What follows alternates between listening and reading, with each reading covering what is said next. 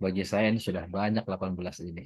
Karena saya biasa ngisi halakoh itu maksimal cuma 5 orang. Jadi 18 itu banyak gitu kan ya.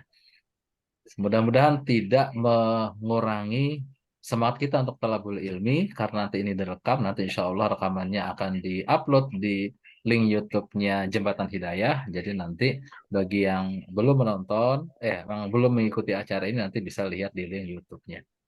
Baik ya, sebagaimana tadi yang sudah disampaikan ya oleh Mas Haris ya sebagai host, malam ini kita akan membahas tentang masalah saham. Nah, jadi saham itu memang salah satu fikih muamalah kontemporer ya. Zaman dulu tidak ada saham, zaman Nabi, zaman sahabat, zaman tabiin, tabiin, zaman ulama-ulama dulu nggak ada istilah saham. Ini kita bicara saham dalam konteks sistem ekonomi kapitalis. Karena kalau saham dalam konteks misalkan itu hanya dihitung, oh saham itu adalah modal investasi. Nah sebetulnya nggak ada masalah. Dalam istilah ya. Jadi ada misalkan saya mau bikin bisnis nih, kamu mau nanam saham nggak? Oh iya boleh, berapa persen? Saya butuhnya misalkan 100 juta. Oh, antum mau invest 50 juta. Nah, berarti kan 50%. Nah, kalau model istilah saham seperti itu tidak masalah sebetulnya. Ya, karena fakta saham yang dimaksud di dalam pembahasan tadi itu yang tadi saya bicarakan itu bukan saham yang akan kita bahas sekarang.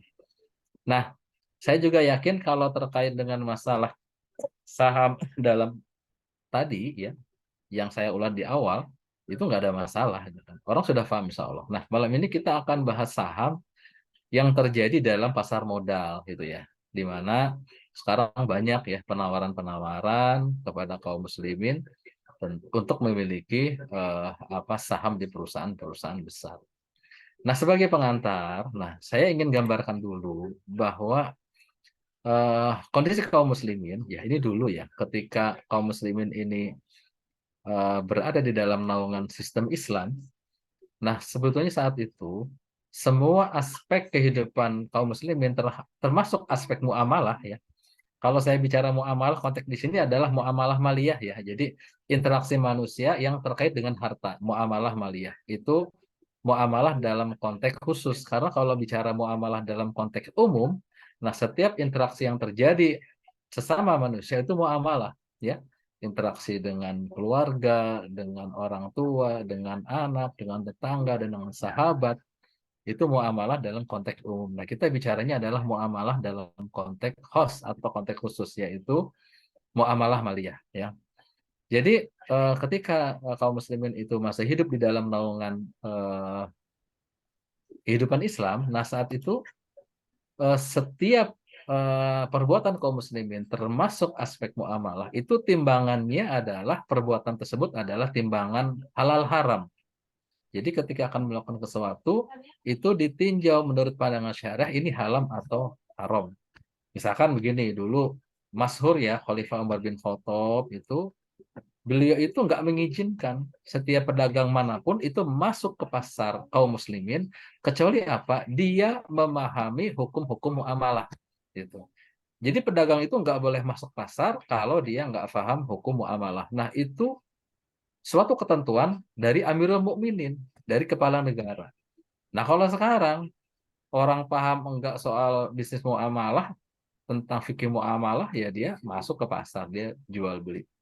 Ya, kenapa? Kata beliau begini. Jadi kalau seandainya dia itu tidak memahami hukum-hukum muamalah, itu niscaya kata beliau itu akan terjerumus ke dalam dosa riba.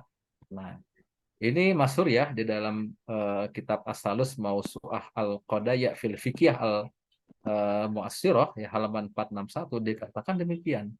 Nah, maka kita paham bahwa konteks riba itu ya nggak bicara hanya sekedar tentang orang bicara riba ya hanya sekedar oh riba itu kalau pinjam ada kelebihannya itu riba.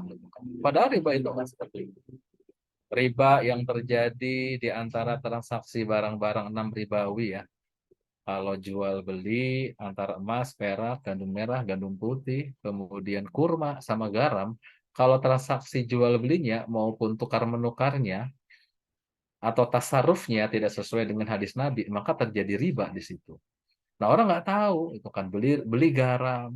Oh, ternyata beli garam tidak sesuai dengan perintah Rasul, ya.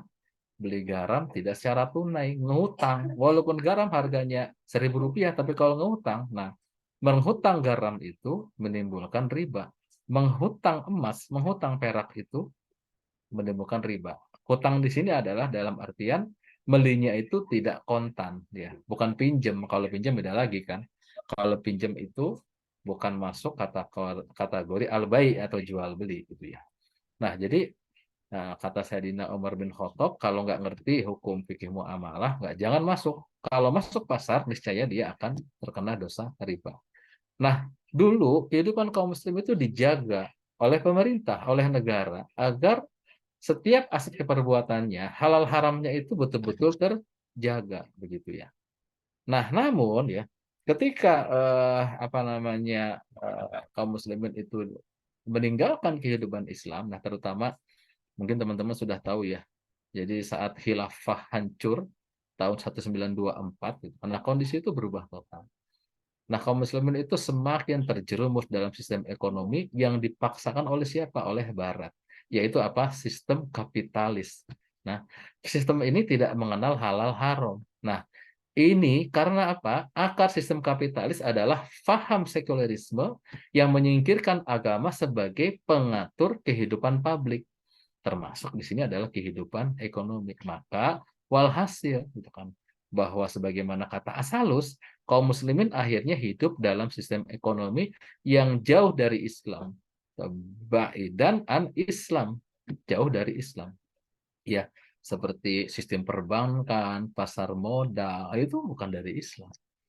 Nggak ada nanti kalau seandainya misalkan sekarang banyak orang yang perjuangkan tegaknya kembalinya khilafah ala minhajun nubuwah, nanti nggak ada perbankan.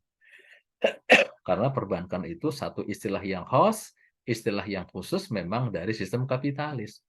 Nanti kalau misalkan teman-teman menggali lagi tentang apa itu perbankan, nah, ada itu satu buku yang menulis tentang bangkir is crime katanya. Jadi bangkir itu adalah penjahat. Nah, teman-teman kalau tahu tentang bagaimana kejahatan perbankan, ngeri itu kan ya. Itu sebuah kekuatan Yahudi, kekuatan kapitalis global yang menguasai kaum muslimin gitu. Nah, tapi itu lebih dalam lagi nanti itu pembahasannya tentang kejahatan perbankan.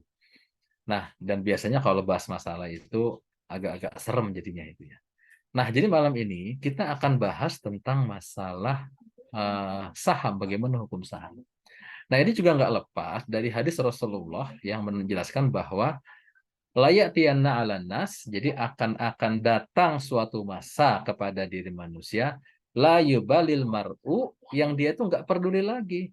Bima dan mal, dia itu nggak peduli lagi dari mana harta yang dia dapat itu, ya, amin halalin, amin haramin. Apakah itu halal ataukah itu haram.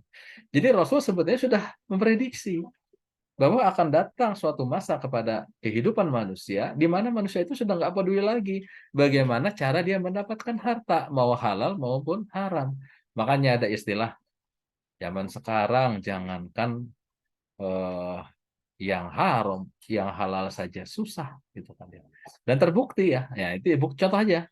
Kita malam ini ikut bahas kajian tentang masalah fikih muamalah. Yang ikut cuma 20 orang. Jadi mereka berpikir, apa sih pentingnya fikih muamalah? Padahal sesungguhnya dalam kehidupan sehari-hari kita nggak akan lepas dari muamalah. Walaupun kita bukan seorang pebisnis. Ya, kita bukan pebisnis, cuma kan kita mesti beli ke warung, kita beli makan ke rumah makan, ya. Kita beli emas, beli perak, dan lain sebagainya. Kalau semua itu kita nggak tahu aturannya, nah hati-hati. Jangan-jangan kita bisa terjerumus ke dalam dosa riba.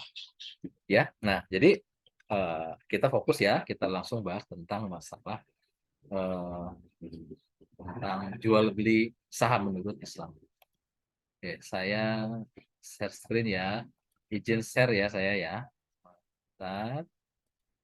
Oke. Mas Haris sudah kelihatan ininya? Sudah, sudah Sudah ya? Ustaz. Oke, baik ya. Bismillahirrahmanirrahim. Kita akan bahas tentang masalah hukum saham dalam pandangan Islam. Nah, yang pertama, jadi ada konstruksi pemikiran ya. Ketika kita bahas apapun tentang masalah sebuah eh, kasus hukum, ini akan dihukumi bagaimana, nanti jatuhnya status hukum kepada sebuah perbuatan, maka ada eh, tiga semacam tahapan yang mesti kita pahami. Ini nanti kita ke depannya kita bahas apapun pasti akan seperti ini. Yang pertama adalah tentang pendalaman fakta, tahqiqul manat. Jadi pertama kita harus fakta dulu tentang apa tentang saham itu. Nah, setelah kemudian tahu faktanya, kita akan melihat tentang hukum syara yang terkait dengan masalah saham itu. Kalau seandainya sudah ada, tinggal dikaitkan. Nah, kalau belum ada, nah inilah tugas para ulama nanti untuk melakukan istihad terhadap fakta tersebut. Jadi pengistimbatan hukum, pendalaman. Nah, kalau sudah ada fakta hukumnya, nah ini saham ini kan sudah banyak para ulama yang melakukan pendalaman. Nah, nanti tinggal di antara beberapa fakta hukum yang sudah disodorkan, kita nanti akan lihat mana sesungguhnya pendapat yang paling rojih, pendapat yang paling kuat. Ya. Nah, karena eh, ada anjuran, ya, jadi dalam rangka kehati-hatian kita, apalagi terkait dengan masalah harta, kita harus berhati-hati untuk memutuskan sebuah perkara. Artinya gini, nggak boleh juga kita sembarangan menjatuhkan hukum haram, tapi nggak boleh juga kita sembarangan menjatuhkan hukum halal. Yang haram ya tetap haram, yang halal tetap halal. Jadi tidak boleh yang sudah faktanya haram kemudian dikatakan halal. Faktanya halal dikatakan haram, gitu ya. Nah, pertama kita akan gali tentang fakta mengenai saham. Nah, bicara tentang fakta saham, sebenarnya saham itu nggak bisa berdiri sendiri, gitu kan ya. Jadi saham itu adalah salah satu instrumen yang ada di pasar modal ya, atau bahasa kerennya stock market. Dulu kalau saya ingin dengar istilah pasar modal, Masya Allah, saya itu berasa keren sekali kalau lihat orang teman-teman yang kerja di pasar modal itu kayaknya keren sekali ya, rapi, berdasi. Tapi setelah tahu, di situ ternyata banyak sekali aktivitas-aktivitas yang mengandung kemaksiatan, itu berubah tuh sudut pandang saya itu. Nah, jadi saham itu adalah hanya bagian dari salah satu instrumen saja. Nanti banyak di sana. Ada obligasi, ada reksadana dan lain sebagainya. Nah, terus kemudian, sedangkan pasar modal itu adalah tempat memperdagangkannya. Jadi saham salah satu instrumen ya dari pasar modal. Nah, kemudian pasar modal itu tempat untuk memperdagangkan saham tersebut. Nah, siapa yang jualan? Yang jualan adalah apa? Perusahaan publik ya, yang kita sebut sebagai perseroan terbatas atau PT ya. PT inilah nanti yang akan menerbitkan sahamnya. Nah, jadi pahami tiga fakta dulu. Saham hanya salah satu instrumen pasar modal yang nanti lembaran saham itu akan diperjualbelikan. Kemudian tempat jual belinya adalah pasar modal namanya. Kemudian yang menjual, yang menerbitkannya adalah perusahaan publik yang disebut dengan perseroan terbatas atau PT. Kemudian, kita takrif saham. Nah, kita pahami pendekatan saham. Apa itu saham? Ini bukan saham yang dimaksud saya tadi awal ya, bukan saham tentang modal dalam sirkah, bukan. Tapi saham dalam konteks yang dijual di pasar modal. Jadi saham adalah surat berharga yang merupakan tanda penyitaan modal pada perusahaan yang menerbitkan saham tersebut. Gitu. Nah, dalam Kepres RI nomor 60 tahun 1988 tentang pasar modal, jadi saham itu adalah surat berharga yang merupakan tanda penyertaan modal pada apa? Pada PT ya, sebagaimana diatur dalam KUHD, Kitab Undang-Undang Hukum Dagang atau Statbab nomor 23 tahun 1847. Ya. Nah, jadi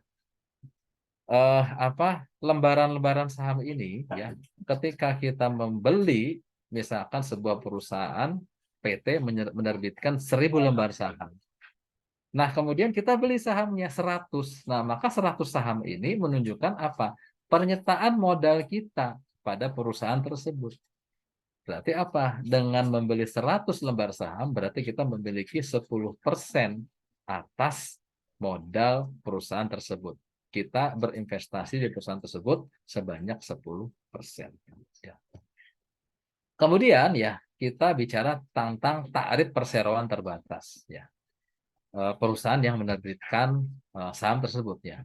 Dalam Undang-Undang Nomor 1 Tahun 1995 tentang PT, pasal 1 ayat 1 ya. PT didefinisikan sebagai badan hukum yang didirikan berdasarkan perjanjian yang melakukan kegiatan usaha dengan modal dasar yang seluruhnya terbagi dalam saham. Kemudian ada juga ya di dalam buku lain dikatakan PT adalah kalau tadi dalam undang-undang. Nah, kalau ini ya dikatakan PT adalah badan usaha yang mempunyai kekayaan, hak, serta kewajiban sendiri yang terpisah dari kekayaan, hak, serta kewajiban para pendiri maupun pemiliknya. Nah, jadi sesuai namanya, keterlibatan dan tanggung jawab para pemilik PT hanya terbatas pada saham yang dimiliki. Jadi harta-harta pribadinya itu tidak masuk di dalam harta PT. Jadi yang masuk itu keterlibatannya dan tanggung jawabnya itu hanya pada batas saham yang dimiliki. Jadi kalau seseorang punya aset 1 miliar, kemudian dia belikan 100 juta dalam sebuah perusahaan ya untuk membeli saham tersebut, maka keterlibatannya ya hanya 100 juta itu. Nah, makanya kalau PT itu, misalkan ada PT bangkrut, bermasalah, ya dia nggak bisa disita harta pribadinya. Karena harta pribadi itu bukan bagian dari harta perusahaan tersebut. Nah, PT sendiri juga mempunyai kaitan dengan bursa efek. Ya. Apa kaitannya? Nah, jika sebuah PT dia sudah menerbitkan saham untuk publik, nah disebutnya go public ya di bursa efek, maka PT itu dikatakan telah menjadi perseroan terbatas terbuka atau TBK. Nah, maka ada PT yang tidak terbuka, ada yang terbuka, gitu ya. Telkom kan kalau teman-teman lihat PT Telkom TBK, itu kan dia. Alfamidi TBK, Indomaret TBK, gitu kan. Berarti dia sudah apa melantai bahasanya di bursa efek. Nah, dia dikatakan perusahaan yang go public gitu ya. Nah, jadi di sini jelas bahwa PT itu didirikannya itu apa atas dasar perjanjian ya. Ketika dia melakukan kegiatan usaha apa dengan modal dasar yang modalnya itu terbagi di dalam saham itu. Ya kan? Nah, jadi PT itu harus berdiri dulu. Setelah berdiri, kemudian ada beberapa kriteria agar dia itu bisa layak melantai di bursa saham, barulah dia bisa menjual sahamnya. Jadi kalau bikin perusahaan baru, jangan jangan dikira bisa langsung masuk ke pasar saham, nggak bisa itu kan ya. Jadi ini hanya khusus buat perusahaan yang memang dia itu sudah dianggap layak. Nanti ada beberapa kriterianya. Nah, kemudian, nah tadi fakta saham sudah, kemudian fakta PT sudah, sekarang fakta pasar modal. Ya, pasar modal adalah sebuah tempat di mana modal diperdagangkan. Ya, jadi modalnya itu diperdagangkan antara pihak yang memiliki kelebihan modal. Nah, tentunya investor, disebut investor. Dia punya modal dengan orang yang perlu modal atau pihak issuer, ya orang yang menerbitkan atau emiten. Ya, emiten itu ya semacam instansi lah bahasanya itu kan ya. Ya apa mereka bersama-sama itu kan ya antara yang kelebihan modal dan yang butuh modal itu sama-sama mengembangkan perusahaan tersebut untuk mengembangkan investasi. Nah, disitulah di pasar modal itu diperdagangkan modal tersebut. Nah, nanti makin jelas ini faktanya. Bagaimana, apakah boleh di Islam itu modal diperdagangkan? Nah, ini kaitannya dengan hukum sirkah. Sebetulnya saya sudah pernah bahas waktu itu tentang masalah hukum sirkah, ya, tentang PT. Nah, tetapi ini karena lebih mengerucut kepada saham, nah nanti akan muncullah tentang kesimpulan saham itu boleh atau tidak menurut pandangan syariat Islam. Kemudian, nah dalam Undang-Undang Pasar Modal nomor 8 tahun 1995, nah pasar modal didefinisikan sebagai kegiatan yang bersangkutan dengan penawaran umum dan perdagangan efek perusahaan publik yang berkaitan dengan efek yang diterbitkannya serta lembaga dan profesi yang berkaitan dengan efek. Ini didefinisikan oleh Mutakin pada saat tahun 2003. Nah, jadi kalau yang di atas langsung bicara hanya dagang modal saja. Nah, tapi di sini dikatakan ada penawaran umum. Ya, apa? Perdagangan efek. Nah, sebetulnya sama. Disebutkan bursa efek. Ya, bursa saham. Ya. Di sini perusahaan publik atau PT, ya, ini kaitannya dia sudah menerbitkan sahamnya atau efeknya serta atau lembaga dan profesi yang berkaitan dengan efeknya. Jadi yang beli itu bisa lembaga, bisa juga profesi. Nah, sebetulnya sama kurang lebih itu. Hanya ini dirincikan. Karena emang nanti ada aktivitas slot dan lain sebagainya. Nah, ini jadi pengembangannya banyak untuk aktivitas pasar modal ini. Nah, di sini ini ada ketutupan nih. Pelaku pasar modal itu ada 6. Ya, ini sebagai pengetahuan saja, itu ada 6. Ya, mohon maaf, saya itu masih agak batuk kan itu. Ya. Jadi anak-anak pihak ini pengetahuan saja. Kalau dirinci juga mungkin secara fakta kita juga belum pernah terlibat langsung ya, hanya pengetahuan saja gitu kan ya. Jadi ada satu yang namanya emiten atau badan usaha atau PT yang menerbitkan saham untuk menambah modal atau menerbitkan obligasi untuk mendapatkan utang dari para investor di bursa efek. Nah, jadi makanya obligasi itu surat utang. Ya, dia terbitkan surat utang agar mendapatkan utang dari para investor di bursa efek. Jadi pelakunya satu ada emiten. Ya, emiten ini badan usahanya atau PT-nya. Kemudian yang kedua adalah perantara emisi. Ya, ini ada tiga. Ya, satu penjamin ya emisi atau underwriter, yaitu perusahaan perantara yang menjamin penjualan emisi dalam arti jika saham atau obligasi belum laku, penjamin emisi wajib membeli agar kebutuhan dana yang diperlukan emiten terpenuhi sesuai rencana. Jadi kalau sahamnya belum laku, nah perusahaan inilah nanti ya akan membeli dulu ya sebagai penjamin. Itu yang pertama. Tentunya belinya juga karena ini jual beli pasti dia juga mengharapkan keuntungan, maka dia beli sahamnya juga tertentu. Dia akan beli perusahaan-perusahaan yang memang sahamnya itu lagi in lah bahasanya. Nah, kemudian yang kedua adalah akuntan publik ya perantaranya itu. Pihak yang berfungsi memeriksa kondisi keuangan emiten dan memberikan pendapat apakah laporan keuangan yang telah dikeluarkan oleh emiten wajar atau tidak. Nah, jadi akuntan publik ini dia itu akan melakukan check up ya tentang kondisi keuangan tersebut. Nanti dia akan memberikan rekomendasi itu kan ya. Jadi laporan keuangannya ini wajar atau tidak. Itu yang kedua ya, akuntan publik. Yang ketiga adalah perusahaan penilai atau appraisal. Appraisal, yaitu perusahaan yang berfungsi untuk memberikan penilaian terhadap emiten. Apakah nilai aktif emiten wajar atau tidak. Nah, nanti appraisal ini akan melihat apakah perusahaan ini sudah layak atau tidak melantai di bursa saham. Atau nanti apakah perusahaan ini ketika dia itu melantai di bursa saham, harga saham per lembarnya itu berapa angka normalnya, angka sewajarnya sesuai dengan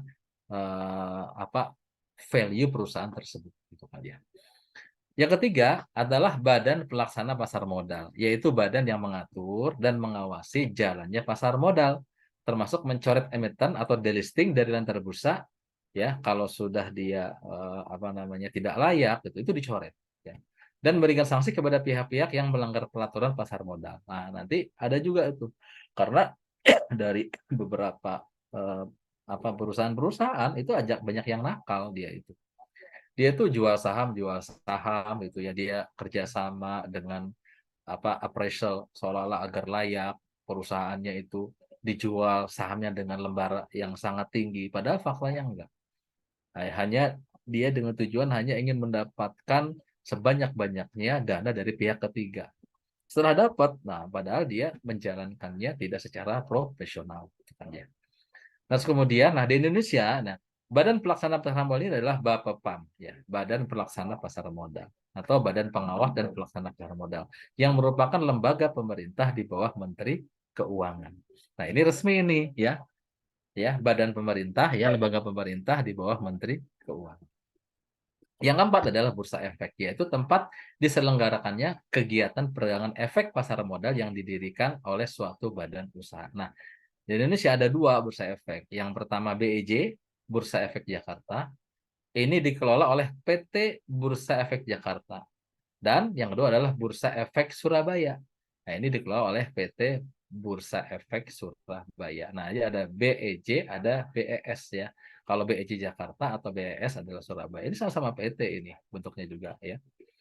Kemudian yang kelima adalah perantara perdagangan efek. Nah, yaitu maklar atau pialang atau broker, ya. Dan komisioner yang hanya lewat kedua lembaga inilah efek dalam bursa boleh ditransaksikan. Nah, jadi transaksi jual beli ini itu hanya melalui boleh dua ini, ya, pialang atau broker yang adalah komisioner, ya. Maklar adalah perusahaan pialang atau broker yang melakukan pembelian dan penjualan efek untuk kepentingan orang lain dengan memperoleh imbalan. Nah, jadi dia nanti akan menganalisa sebuah perusahaan, misalkan dia layaknya per lembar saham berapa. Nanti dia itu tawarkan kepada orang lain. Misalkan per lembar saham Telkom misalkan Rp500 gitu kan. Nanti dia tawarkan kepada orang-orang. Ini bagus nih, apa lagi ini, lagi tune in nih, bagus nih. Kemudian dia tawarkan harga sekian gitu ya. Nah, nanti selisih itu yang didapatkan oleh broker sebagai keuntungannya. Nah, maka banyak orang-orang yang katanya kerja sebagai broker ini stres. Sekali untung, betul dia untung berlipat, tapi ketika dia rugi, dia salah analisa, perusahaan itu bangkrut, dia anjlok, dan dia nanti akan terkena efeknya atas bangkrutnya perusahaan tersebut. Nanti akan dia mendapat imbalan. Nah, itu untuk maklar. Sedangkan komisioner adalah pihak yang melakukan pembelian dan penjualan efek untuk kepentingan sendiri atau untuk orang lain dengan memperoleh imbalan. Jadi kalau maklar dia hanya pembelian dan penjualan efek untuk kepentingan orang lain, tapi kalau komisioner adalah untuk kepentingan sendiri, tapi bisa juga untuk orang lain, dan dia nanti akan mendapatkan imbalan. Itu yang kelima. Yang keenam adalah apa? Investor. Adalah pihak yang menanamkan modalnya dalam bentuk efek di bursa efek dengan membeli atau menjual kembali efek tersebut. Nah, jadi investor ini ada yang memang dia itu pemain bahasanya, atau memang dia benar-benar murni investor. Dia tanam modalnya, udah dia diamkan sampai dia melihat perkembangan perusahaan tersebut, ya, nilai sahamnya seperti apa. Tapi ada yang dia beli itu bahasanya dia itu hanya pemain, ya. Pemain, dia trader, Bang. Trader, ya. Dia trading, ya, trading saham, sebutnya trader. Dia memang dia beli hari ini, terus kemudian eh, dia lihat analisa nih, 1 hari 2 hari kemudian nih apa nih, ternyata bagus gitu, kayak kemarin tuh misalkan eh, ketika dirilis undang-undang kesehatan, itu banyak pemain-pemain trading yang kaya itu. Nah, dia tahu bahwa undang-undang kesehatan ini akan memicu naiknya harga saham perusahaan-perusahaan rumah sakit gitu kan dia. Nah, itu banyak itu. Maka perusahaan itu, ya, ketika apa namanya kebijakan undang-undang kesehatan itu diterbitkan, itu sahamnya melonjak. Itu ketika melonjak, bayangkan misalkan tadinya per lembar 1.000 itu, ya. Muncul undang-undang jadi 1.500. Nah, per lembarnya 500 perak dia kelebihannya. Kali berapa juta lembar saham gitu. Dan ratusan juta itu, ya, lembar saham itu. Nah, jadi saham ini dia sangat apa namanya dipengaruhi sekali oleh kebijakan undang-undang dan sesuatu yang apa eh, malah mungkin tidak ada kaitannya dengan aspek bisnis yang dijalankan perusahaan tersebut. Nah, itu pelaku pasar modal ada 6. Terus kemudian, nah, kita masuk dalam pembahasan sebetulnya jual beli saham itu di dalam pasar modal itu bagaimana menurut Islam, ya. Hukumnya seperti apa? Nah, saya minum dulu, ya. Bismillahirrahmanirrahim.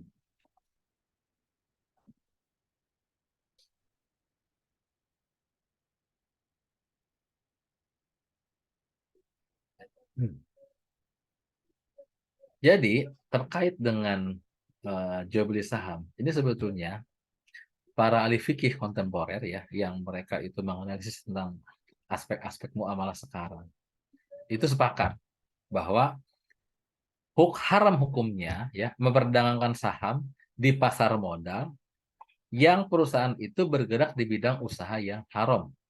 Sudah sepakat itu semua. Tidak, hampir tidak ada perbedaan. Misalkan apa? Perusahaan yang bergerak di bidang produksi miras, babi, atau apapun yang terkait babi, minyak babi, dan segala macam. Kemudian juga jasa keuangan konvensional, ya, leasing-leasing konvensional, bank, asuransi, ya. Kemudian industri hiburan, ya, masuk bioskop. Jadi kalau ada perusahaan bioskop yang dia itu jual sahamnya di pasar modal, itu termasuk kategori produk yang haram, ya. Bahkan rokok juga, gitu kan ya. Nah, rokok itu kalau ada perusahaan yang dia jual saham di lantai bursa saham, itu bukan masuk kategori saham syariah. Itu haram ya. Jadi haram memperdagangkan saham di pasar modal kalau bergerak di bidang usaha yang haram ya. Termasuk apa? Kasino, judi, prostitusi, media porno dan sebagainya. Pokoknya yang menurut syariat Islam, aktivitas itu atau produknya adalah haram. Ya. Nah, kalau kayak rokok masih khilafiyah sebetulnya. Cuman dari fatwa DSN MUI mengatakan ya rokok, bioskop itu termasuk produk-produk yang eh, tidak sesuai dengan hukum syariah. Dalilnya adalah apa? Mengharamkan jual beli saham. Ini adalah semua dalil yang mengharamkan segala aktivitas tersebut, gitu kan ya. Nah, di sini syahadah dan fayat itu di dalam apa tuntunan Islam dalam transaksi pasar modal tentang bursa efek di halaman 15 ya. Kemudian Yusuf Asabatin juga sama itu dalam kitab Al-Buyu Al-Qadimah wal Almu Asirah wa al-busrat amaliyah wa adwailiyah halam 19 itu mengatakan pokoknya sepakat. Hampir semuanya sepakat pokoknya. Hampir tidak ada perselisihan. Kalau menjualkan saham yang produknya haram itu tidak boleh. Nah, tetapi para ulama beda pendapatnya. Jika saham yang didagangkan itu adalah perusahaan yang bergerak di bidang usaha yang halal, misalkan transportasi, telekomunikasi, tekstil, makanan, dan sebagainya. Pokoknya kalau produknya haram, produknya halal, entah itu produk jadi atau aktivitas ya, seperti aktivitas travel dan segala, segala macamnya. Pokoknya kalau itu halal, itu ada yang mengatakan boleh. Nah, di sini adalah ulama Sahabat dan Fayat mengatakan menanam saham dalam perusahaan seperti ini adalah boleh secara syar'i. Nah, dalil yang menunjukkan kebolehannya adalah semua dalil yang menunjukkan bolehnya aktivitas tersebut. Nah, itu. Nah, katanya seperti itu. Nah, terus tapi ya ada sebagian fuqaha yang tetap mengharamkan jual beli saham walaupun dari perusahaan yang bidang usahanya halal. Nah, jadi walaupun produknya halal, bidang usahanya halal, tetap nggak boleh, gitu kan ya. Nah, mereka punya pandangan sendiri. Jadi pandangannya bukan hanya sekedar produknya. Ya. Di sini dikatakan ya, di antaranya adalah ada tiga ulama ya. Misalkan Taqiyuddin An-Nabhani ya, kemudian Yusuf As-Sabatin dan Ali As-Halus ya. Jadi beliau sama menyoroti apa? Justru keharamannya itu bukan dari produknya, tapi apa? Dari bentuk badan usaha ya. Badan usaha PT yang sesungguhnya tidak Islami. Nah, ini sambil review saja, saya juga pernah bahas tentang masalah PT dulu ya. Kita review lagi tentang di mana sebetulnya keharaman PT. Nah, maka aspek bentuk usahanya, pertanyaannya adalah apakah PT itu sudah sesuai atau tidak dengan bentuk sirkah Islami? Karena bicara masalah kerjasama atau sirkah, Islam punya aturan harus bagaimana dalam bersikah ini. Nah, jadi apakah PT itu sah atau tidak menurut pandangan Islam? Nah, saham adalah bagian dari produk PT. Jadi secara umum, kalau PT-nya nanti haram, maka semua aktivitas yang ada di PT itu nggak boleh haram. Ya, pengujrohannya, berakad dengan mereka, bukan ya, sewa menyewa dengan mereka, itu nggak boleh. Ya. Tapi ingat ya, ini dengan PT yang PT secara sesungguhnya, ya. PT yang dia itu bermain di bursa saham dan dia PT yang memang dalam praktek bisnisnya sesuai dengan aktivitas PT. Kalau kita punya PT hanya sekedar aspek legal, tetapi dalam pelaksanaannya di dalamnya kita menggunakan sirkah, nggak ada masalah. Kenapa? Ya kita sebagai warga negara baik kalau mau bikin usaha, bikin bisnis, ya kita punya PT, ya kita dirikan PT-nya. Kita penuhi aspek formal legalnya, tetapi dalam konteks bisnisnya, internalnya kita menggunakan sirkah Islami. Nah, jadi ya penyebabnya adalah apa? Sebelum lihat bidang perusahaannya, bidang usahanya, harusnya apa? Lihat dulu ya bentuk badan usahanya.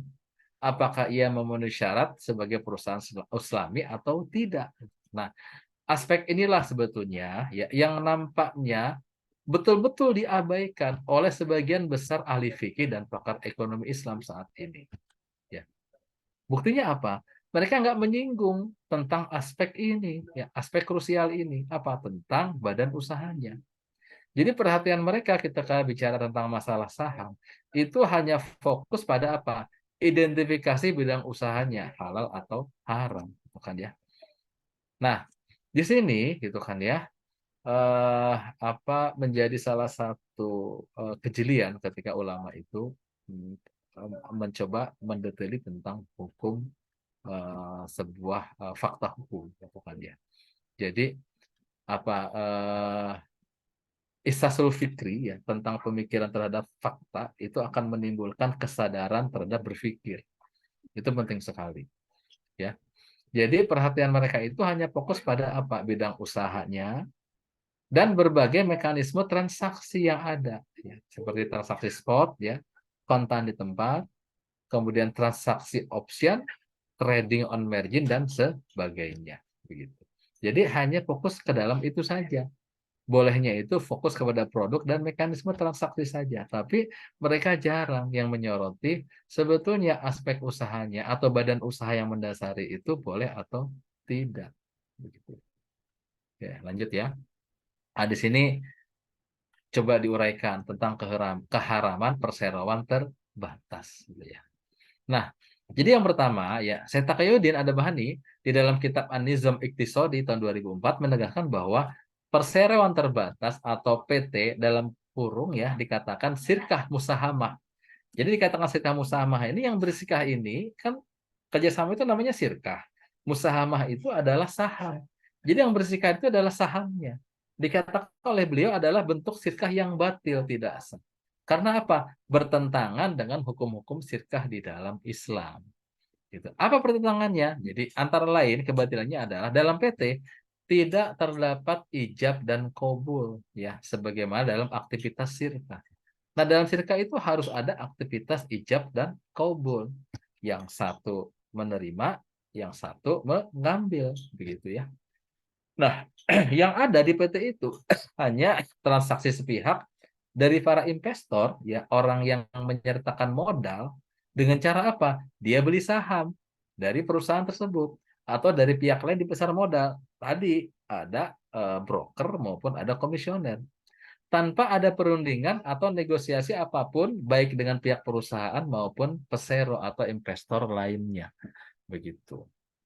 Nah, dalam sirkah Islam, ketika misalkan ada orang itu akan investasi, itu investasinya itu kalau perusahaan itu sudah berjalan, misalkan dia sudah punya modal 1 miliar, kemudian perusahaan itu ada menerima investor dari lain. Nah, maka investor yang baru masuk ini boleh masuk kalau berdasarkan kesepakatan peserta sirkah yang lain, ya, terutama para sohibul mal atau para investor yang lain. Kalau ini enggak, modalnya diperjualbelikan, orang-orang yang punya modal di awal itu enggak ada perundingan sama sekali, bahkan enggak tahu, ya. Yang lebih parah lagi apa? Saham itu diperjualbelikan. Kalau para trader itu kan hampir mungkin harian diperjualbelikan. Ya kan pertanyaannya, masa saham mahal, masa modal diperjualbelikan? Ya, misalkan gini, gampangnya gini lah. Yang sederhana aja, coba teman-teman berpikir secara akal saja. Buka usaha pecel lele, modal 10 juta. Ya. Nah, Ketika pecel itu berjalan, wah butuh tambahan modal nih. Kan pertama, butuh tambahan modal itu pastikan untuk menyuntik modal yang ada supaya mengembang. Yang tadinya modal 10 juta tambah menjadi 20 atau tambah menjadi 30. Nah, faktanya modal yang masuk itu tidak hanya sekedar masuk di perusahaan tersebut, tidak. Tapi kadang-kadang yang dia jual itu, sahamnya itu tidak menjadi representatif atas gambaran modal yang dimiliki. Kenapa? Karena apa? Modal ini berputar, ya, dijual belikan. Jadi ketika masuk misalkan per lembarnya adalah 1.000, dikalikan misalkan sejuta, berarti kan masuk uang sejuta. Sejuta masuk ke perusahaan tersebut, kemudian 1.000 lembar saham keluar. Itu kan ya. Nah, 1.000 yang keluar ini diperjualbelikan lagi. Sementara yang sejuta ini sama perusahaan ini dipakai segala macam. Yang 1.000 nih perjualbelikan lagi. Kalau hari itu turun jadi 900, maka harganya turun. Jadi mereka itu, kalau itu dijual menjadi 1.200, mereka dapat untung. Jadi ada orang yang dia itu menanam modal jadi investor, bukan niat menanam modal uang di perusahaan tersebut apa? Dia yang menjadi trading agar mendapatkan selisih dari naik turunnya saham yang terjadi. Bukan hanya tiap hari, bahkan katanya hampir tiap detik begitu, ya. Makanya broker itu stres itu dia ngeliatin, wah ini berapa ini kenaikannya itu kan. Itu hitungannya detik katanya. Begitu ya.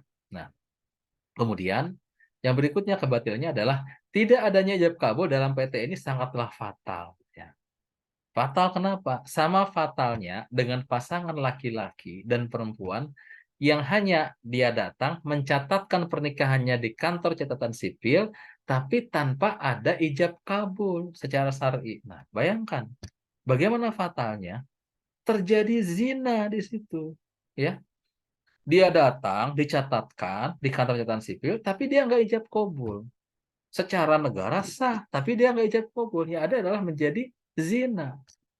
Jadi bayangkan, sebuah keluarga yang nggak ada ijab kabul pernikahannya, terjadi zina, maka dari semua aspek yang ada dalam keluarga itu, yang tadinya itu berpahala, dia ngasih nafkah perempuan itu, tapi karena nikahnya tidak sah, itu nafkahnya yang halal itu menjadi haram karena diberikan kepada sesuatu yang tidak sesuai. Dia punya anak yang harusnya dinafkahkan kepada anak itu adalah pahala, karena itu anaknya bukan didasarkan atas pernikahan yang syar'i, yang sah, ya, maka sesuatu yang baik itu menjadi tidak baik. Gitu. Jadi sangat fatal sekali gitu efeknya. Nah, sama di PT juga tidak ada ijab kabul. Nah, maka dari itu, nah, pendapat kedua yang mengharamkan bisnis saham ini, walaupun bidang usahanya halal, adalah lebih kuat, lebih rojih gitu ya. Dan saya termasuk yang mengikuti pendapat ini. Ya, kenapa? Karena lebih teliti dan lebih jeli dalam memahami fakta gitu ya. Tadi yang saya sampaikan, Isasul Fikri ya. Jadi menimbulkan setelah memahami fakta secara mendalam akan menimbulkan kesadaran berpikir. Oh, ternyata seperti ini loh fakta PT itu ya. Khususnya yang menyangkut bentuk badan usaha PT. Apalagi sandaran pihak pertama ya yang membolehkan bisnis saham asalkan bidang usaha perusahaannya halal adalah apa? Dalil al-masolih al-mursalah gitu kan ya. Sebagaimana analisis Yusuf Asabatin. Nah, jadi bolehnya itu karena apa? Masolih mursalah. Apa? Demi kemaslahatan. Dan ya, teman-teman nanti boleh ya lagi, semua ulama mazhab ya itu hampir mayoritas itu tidak menjadikan masoleh mursalah itu sebagai dalil. Ada salah satu, saya lupa entah itu imam siapa itu ya, boleh. Tapi masoleh mursalah itu juga tetap sandarannya adalah hukum syara. Kalau misalkan beliau mengatakan boleh karena ada kemaslahatan, tetapi di situ hukum syaranya menyatakan keharaman, tetap nggak bisa bahwa dalil atau kaidah al-masolih al-mursalah itu atau dalil kemaslahatan dipakai itu nggak boleh. Dan itu adalah lemah gitu kan ya. Nah, maka menurut ini juga menurut Taqiyuddin Adabahani, al-masolih mursalah adalah sumber hukum yang lemah. Karena apa? Kehujahannya tidak berlandaskan pada dalil yang qot'i. Qot'i itu adalah pasti ya. Kan dalil qot'i itu adalah hanya dari Al-Qur'an atau hadis mutawatir gitu ya. Nah, kalau bukan dari dalil yang qot'i maka itu lemah gitu ya. Nah, ini ada dalam kitab Asasiyah Islamiyah juz 3 tentang usul fikih halaman 437. Itu tentang keharaman perseroan terbatas. Nah, maka kesimpulannya menjual belikan saham dalam pasar modal hukumnya adalah haram walaupun bidang usaha perusahaan adalah halal. Maka dari itu, dengan sendirinya keberadaan pasar modal itu sendiri hukumnya juga haram. Hal ini dikarenakan beberapa alasan. Utamanya apa? Karena bentuk badan usaha berupa PT adalah tidak sah dalam pandangan syariah. Kenapa? Karena bertentangan dengan hukum-hukum sirkah di dalam Islam. Wallahu a'lam. Nah, jadi eh tapi saya tekankan di sini ini adalah ranah khilafiyah, ranah perbedaan. Ya, masalah muamalah dikembalikan kepada masing-masing selama ada dalil yang hujah yang disampaikan. Jadi kita ini apa namanya selama masih ada ulama yang dia itu adalah pendapatnya pendapat Islami, maka kita wajib menghormati gitu kan ya. Karena mereka juga menggali berdasarkan pandangan-pandangan Islami gitu kan ya. Nah, terkait dengan bagaimana sikap kita. Nah, kalau secara pribadi, ya ini kaitannya dengan masalah apa harta. Nah, jadi masalah harta ini ya efeknya sangat banyak gitu ya. Kita makan harta yang tidak halal, yang haram gitu kan ya. Ya, jadi efeknya banyak di tubuh kita ini mengalir darah atau daging yang tidak halal atau haram. Maka jadi susah jadinya orang yang mau menjadi orang muttaqin, yang menjadi solih gitu kan ya. Bahkan kata Rasulullah itu ada doa-doanya yang nggak dikabul karena dia banyak memakan harta haram. Itu efeknya sangat banyak. Nah, jadi kalau mengacu kepada bagaimana sikap-sikap ulama terdahulu, nah mereka itu lebih mengedepankan sikap waro atau sikap hati-hati. Wallahu a'lam.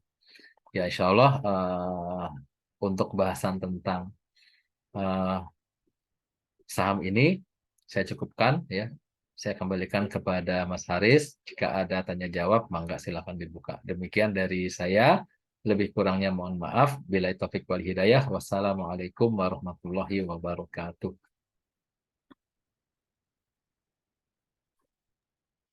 Waalaikumsalam warahmatullahi wabarakatuh. Masya Allah, syukron Ustadz atas materinya. Afwan Mas Berikut, Haris. saya buka sesi tanya jawab. Untuk utamanya kalau bisa resen ya, on kan kamera.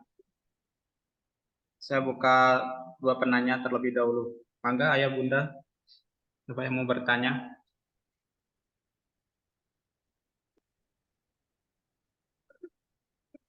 Hmm. Oh, mangga Coach jadi, persilakan.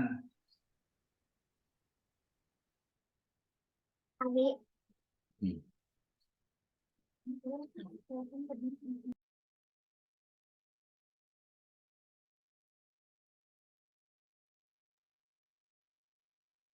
Mangga Coach.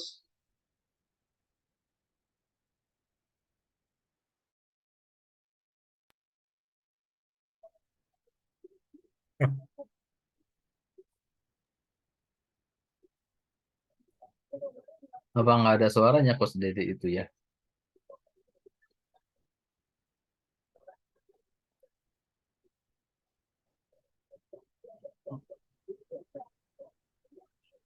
Susah sinyal sepertinya Ustadz.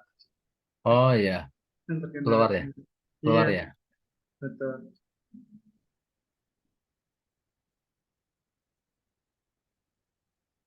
Mangga ya Bunda, jangan lewatkan kesempatan Mas ini untuk bertanya kepada Ustadz Haris ya secara Zoom.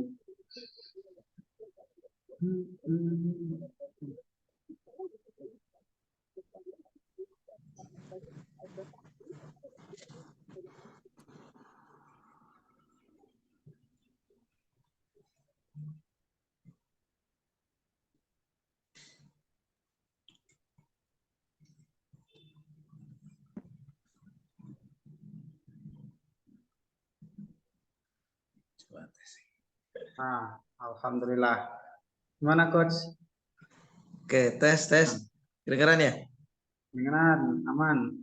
Ya, cuma memperjelas aja, Tat. Berarti saham emas pun juga haram ya, Tat ya? Karena ini terakhir ini banyak banget yang WA saya nawarin saham emas. Ya, langsung jawab aja Mas Haris. Ya, Ya, Langsung aja. ya. Sebetulnya kalau jadi apapun bentuknya, ketika itu diperjualbelikan di pasar modal, kan perusahaan itu kan tadi ya patokannya ya dia PT yang menjadi aspek legalitas berdirinya perusahaan tersebut, ketika tidak sesuai dengan syariah Islami, maka terlibat di dalam aktivitasnya itu adalah haram juga, begitu ya. Nah, baik PT itu dia menjual sahamnya di bursa saham atau PT itu tidak terlibat di bursa saham. Misal kita ada temen nih, dia bikin perusahaan emas. Pas kita perhatikan, oh ternyata sirkah di dalam PT tersebut betul-betul sirkah sesuai dengan standar undang-undang PT, gitu kan ya. Hanya sekedar sahamnya aja yang apa bersirkah. Nah, maka kalau begitu kita bersirkah di situ nggak boleh gitu kan ya. Sekadar sharing, saya dulu pernah diajak sirkah dengan salah satu perusahaan emas ya di Jakarta waktu itu. Nah, waktu itu saya langsung cek sirkah yang mendasari ini sirkah apa. Emang itu perusahaan tersebut PT.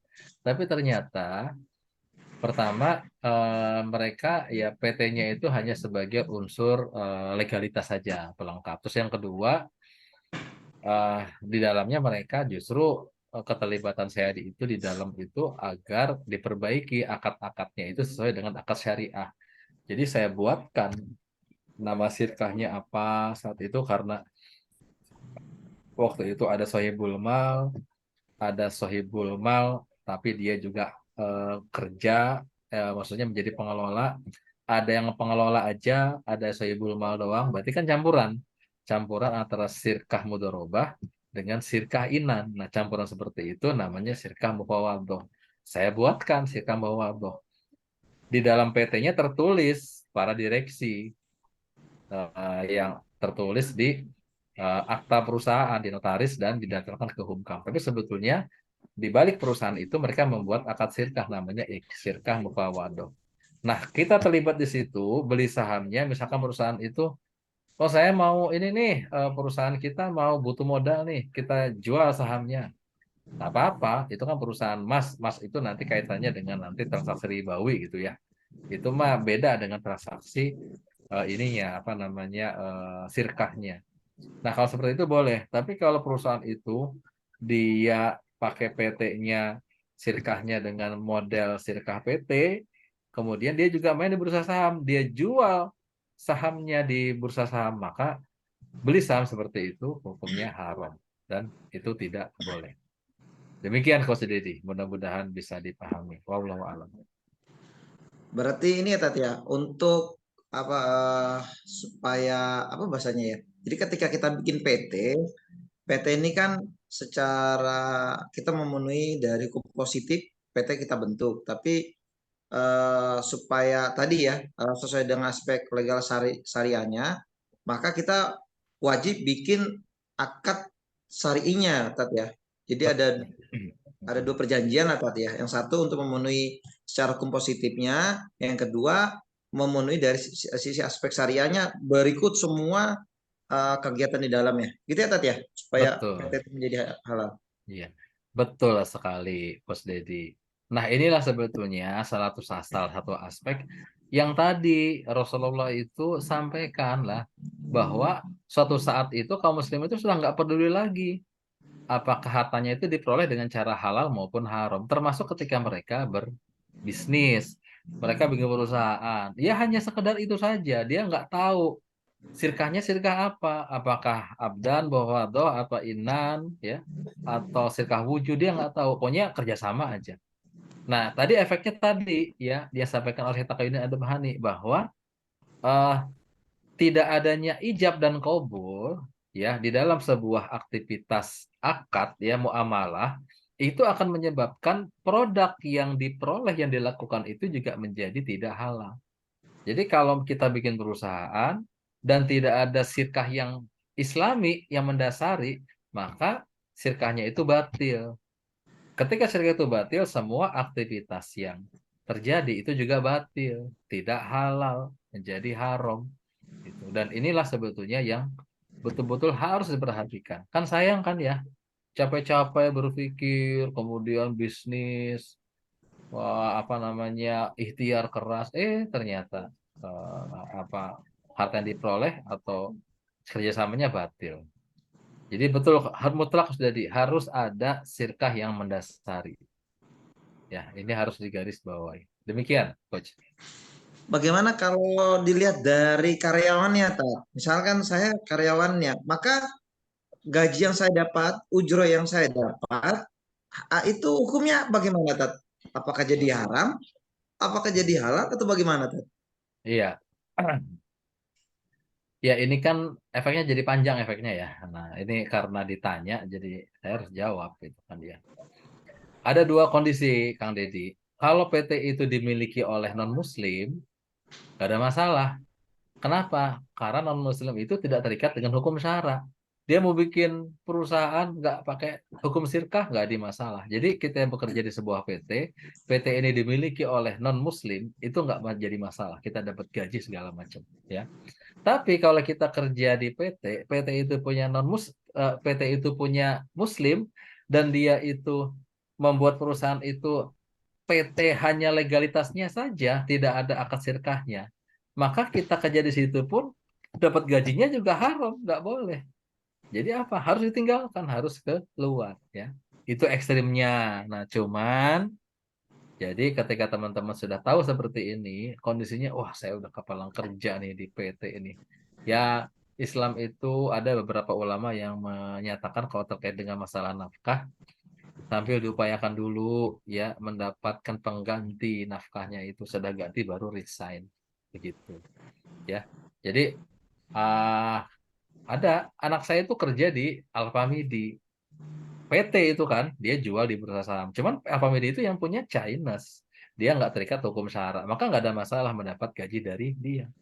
Tapi kalau perusahaannya itu nanti dimiliki seorang Muslim dan dia benar-benar seperti PT yang sekarang adanya dan dia juga bermain di bursa saham, nah maka bekerja di situ nggak boleh. Bahkan berakad aja dengan mereka nggak boleh. Gitu. Wallahu alam. Demikian, Coach. Oke, jazakallah. Siap, Ya, Tat. amin. Ya, ya, amin wa yakum. Baik, terima kasih Ustaz. Selanjutnya ada yang mau ditanyakan lagi, Ayah Bunda, sebelum kami tutup?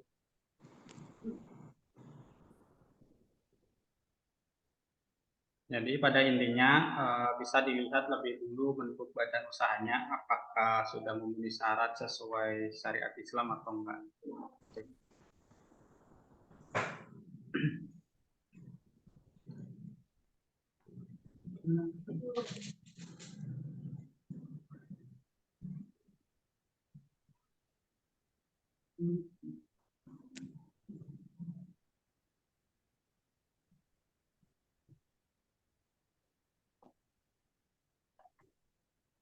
Baik, Ayah Bunda, jika mau materi Zoom pada malam hari ini, bisa chat admin ya nantinya.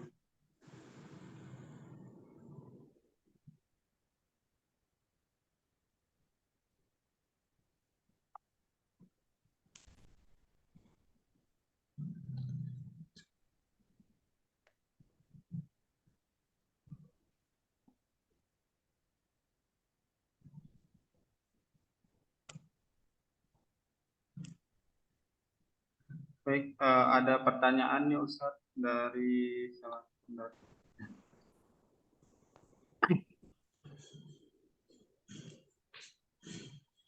dari Pak Tri Lesmono. Izin bertanya Ustadz, jika PT perorangan apakah sama hukumnya? Terima kasih. Ya. Nah, sekarang lagi banyak tuh rame ya, PT perorangan. Nah, sebetulnya eh, PT itu kan produk ini ya, produk sistem kapitalis gitu ya. Mau PT perorangan, mau PT bersama gitu kan ya. Selama dia itu kaidah yang ada di dalamnya itu bertentangan dengan syariat Islam, maka tidak boleh gitu kan ya. Tapi kalau seandainya itu hanya sebagai aspek legal formal saja, maka nggak ada masalah. Nah, di sini kan kalau PT perorangan itu kan cuman ini ya, kita berakad sendiri gitu kan ya. Maksudnya tidak melibatkan orang lain. Nah, itu sebetulnya mah kita ingin bisnis sendiri, tetapi kita itu harus punya badan hukum, makanya disebutkan PT perorangan. Nah, aktivitas di PT itu, kalau misalkan PT perorangan itu nanti ujung-ujungnya bisa masuk ke bursa saham, maka tetap nggak boleh PT perorangan itu. Nah, kemudian kan begini, dalam Islam kalau seandainya kita sendiri, berarti kan tidak sirkah. Maka PT perorangan ini kalau hanya aktivitasnya sendiri, maka dia tidak termasuk dalam kategori apa namanya dalam kategori bentuk sirkah atau kerjasama di dalam Islam karena kan cuman sendiri gitu. Nah, itu mah kayak misalkan kita mau buka misalkan fotokopi sendiri, kita mau jualan bakso sendiri, itu mah hanya hukumnya hukum hukum al-bai' saja, hukum dagang saja, hukum ijarah aja. Jadi selama kita melakukan aktivitas dagang, aktivitas jual beli, yang penting mah aspek-aspek jual belinya sesuai dengan kaidah hukum syara. Jadi kalau bisnis sendiri, maka itu nggak ada kaitannya dengan sirkah, maka nggak ada masalah itu kan. Jadi tidak harus sesuai dengan hukum sirkah. Demikian, demikian Pak Tilesmono ya. Mudah-mudahan jelas. Syukuran Ustaz. Afan Pak, Afan Pak Tri, amin. Baik, untuk pertanyaan selanjutnya nih Ustadz, ada Pak Khalid Fadli. Assalamualaikum Ustadz, terkait dengan produk yang dihasilkan perusahaan tersebut, apakah juga jadi haram? Ya. Waalaikumsalam warahmatullahi wabarakatuh. Ya, Pak Khalid Fadli ya. Kalau produk nggak ada kaitannya, Pak. Nah, jadi gini, Islam itu terbagi dua nanti ada kaidah asal fikih yang tentang misalkan kalau kalau terkait dengan perbuatan itu kaidahnya itu al aslu fil af'al takayut bi ahkami syar'i. Hukum perbuatan itu terkait dengan hukum syaraknya. Nah, PT itu adalah PT itu adalah aktivitas sirkah. Jadi aktivitas af'al, aktivitas perbuatan. Maka dilihat perbuatan itu secara hukum syara itu apa syari atau tidak.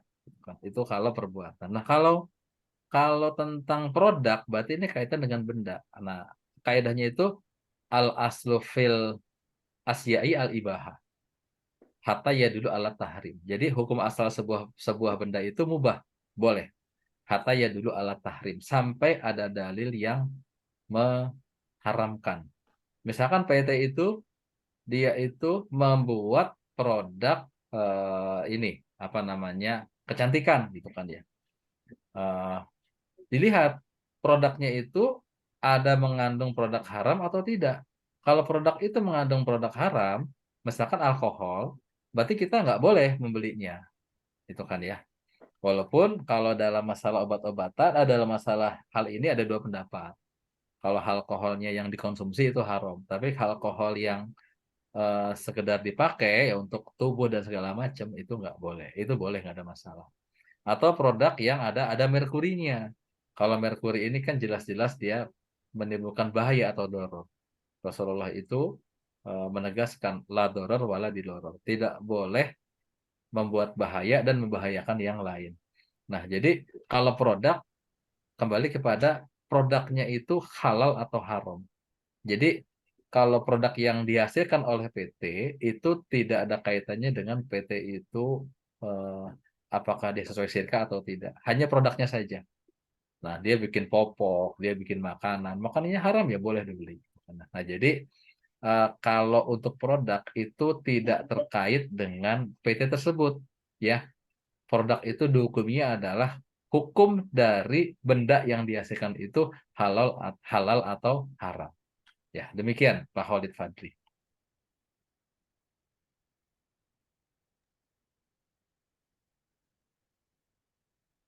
Baik, terima kasih Ustadz atas jawabannya. Syukran jazakumullah khair. Afwan, Karena Naim. udah menunjukkan pukul 9, kita tutup. Ya, Ayah Bunda gimana Ustadz? Kalau sudah selesai, silakan Mas Haris. Nah, Barangkali ya pada mau istirahat. Kalau sedang ada lagi ya, ya, nanti boleh diajukan pertanyaannya di grup ya Ustadz. boleh silakan. Nah, ya, untuk Hmm, lanjutannya. Ya, Baik, hukum jual beli saham dalam pasar modal menurut Islam ya. Jadi, ya, pada intinya jual beli saham dalam pasar modal itu hukumnya haram. Walau bidang usaha perusahaannya adalah halal. Keberadaan pasar modal itu hukumnya haram karena bentuk badan usahanya berupa PT adalah tidak sah karena bertentangan dengan syariat Islam. Kurang lebih seperti itu. Nanti kelanjutannya bisa kita sharing di grup dan tunggu pembahasan minggu depan. Yang belum ngelis untuk polling topik minggu depan yang akan mau dibahas bisa nanti di polling lagi Bapak Ibu semuanya. Baik, cukup sekian dari kami Jembatan Hidayah. Bila ada kesalahan kata kami mohon maaf. Kesempurnaan hanya milik Allah. Kesalahan datang dari kami. Baik, kita tutup dengan bacaan hamdalah. Alhamdulillahirabbil alamin. Alhamdulillahirrahmanirrahim. Istighfar 3 kali. Astagfirullahaladzim, Astagfirullahaladzim. astagfirullahaladzim, astagfirullahaladzim. Dan ditutup dengan doa kafaratul majelis. Subhanakallahumma wa bihamdika asyhadu an la ilaha illa anta astaghfiruka wa atubu ilaik. Baik, Syukran Ustaz. Afan semuanya. Halo, Tar. Ya, Afan.